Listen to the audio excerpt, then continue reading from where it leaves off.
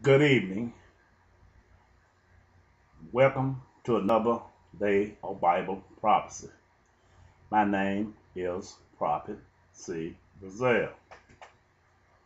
Today's discussion, I want to continue on what I left off on the previous recording. Use this as the extension version.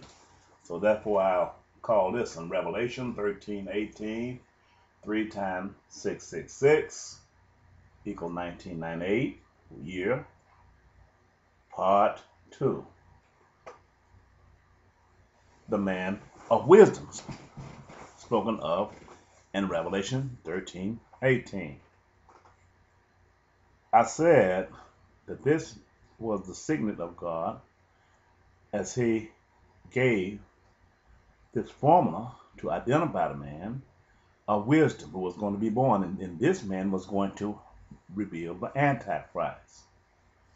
What is the Antichrist? The Antichrist is a dominant force, dominant nation who exalt himself above all nations of the earth,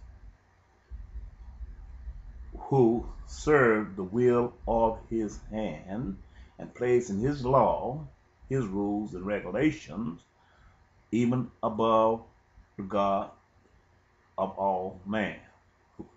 This is what it is. The Antichrist, he is always the one that taken that which belongs to God, which God created to glorify himself. He takes it and glorifies himself with, and he takes the law that God gave to his children or his people. He will take the law and exploit it and take it away from them and cause them to serve him.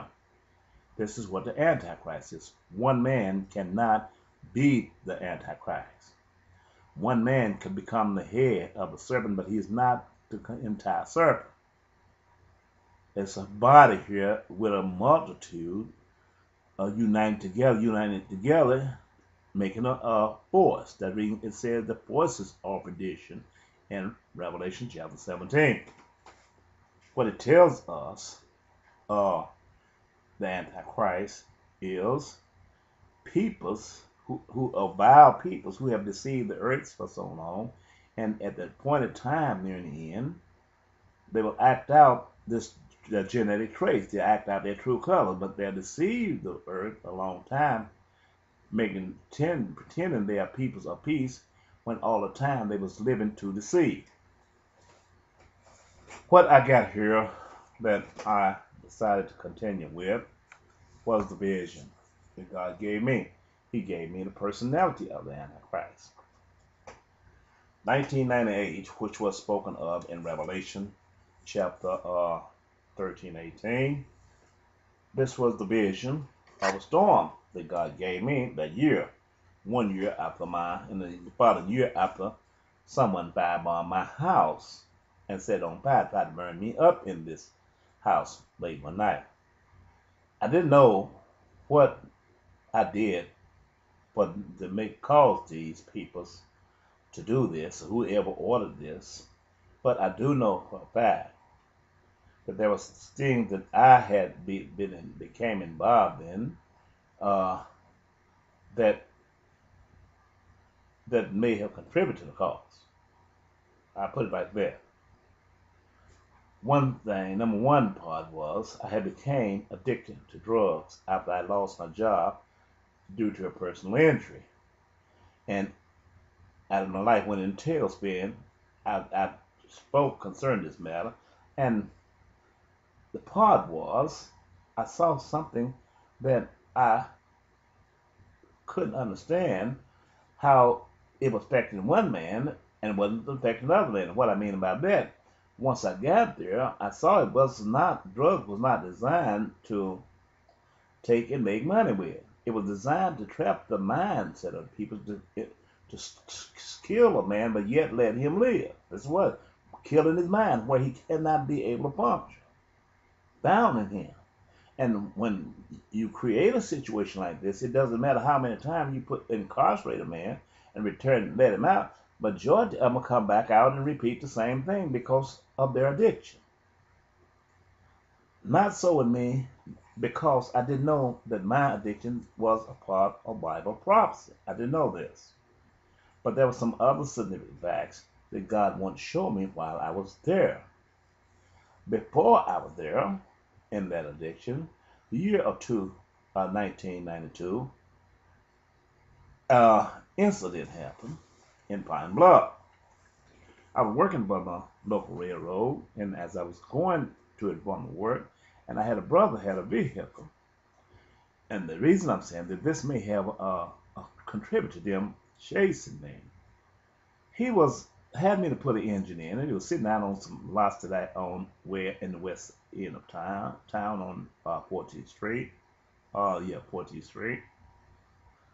But I lived on Barracue Street, 1002 West Barracue Street. Well, late one night, as I came home and I was tired because I had to, I think, go to work the next morning because I was off on my off days and it was about to expire, and I was trying to help him get this thing running. And there came a shower that night down there, but it didn't rain up on Barracue where I lived at, but it came a shower down there on the west end, the far west end of town where I owned property at. Well, after I was driving home, and my wife was arguing with me that night, talking to me about what I'm doing late, what I was doing out there, I must be doing this and that. And what had happened, we had been having a family dispute. While we was arguing, I heard a vehicle driving real fast. You know, you can tell it's dark. They spinning tires, and they act as if they had turned and almost turned over. You know how to bump it and slide, and it was and it went dead. And so, you know, in the military, they always told us, get up and face the noise when you hear the noise or something like that. And I decided I'd turn and face the noise, and I quit arguing with my wife, and got to the window, opened the window curtain up in my front room at this house at 1003 Barracue. And I heard another second vehicle come up, but it was not spinning the tires this great. They was traveling west on West 2nd Street. This is where they was. They got by those apartments, at least the next street east of my house. My house was facing this street. And after a while, this other vehicle, I heard another vehicle that had went dead, trying to get the vehicle cranked up as if somebody was chasing somebody, and it got cranked up and drove up to the stop sign coming north to Barracue Street. And as I was looking in this, it was a car. I saw the car. It looked like a burglary-looking car. It was a large car. And it slid, hit brakes. It came to, there was a dead-end street where it was coming, because the next street would be the freeway if they didn't make a turn there, right or left. So this vehicle came, slid at this here corner, and went dead again. Shortly after that, this four-wheel drive truck sitting up, timing up, rushed up that and pulled up the side of this vehicle. And I was hollering and cursing at the person in the car. And so I seen the left elbow waving, and I heard a shot of a shotgun. One shotgun blast.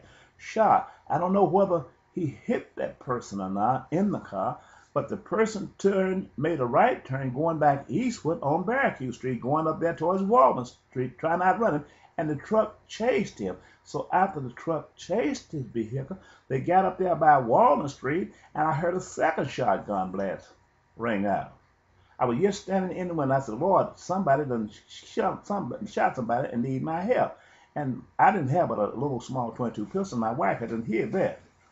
So shortly after that, I heard the truck coming back down. It wasn't 5 or 10, wasn't even 10 minutes.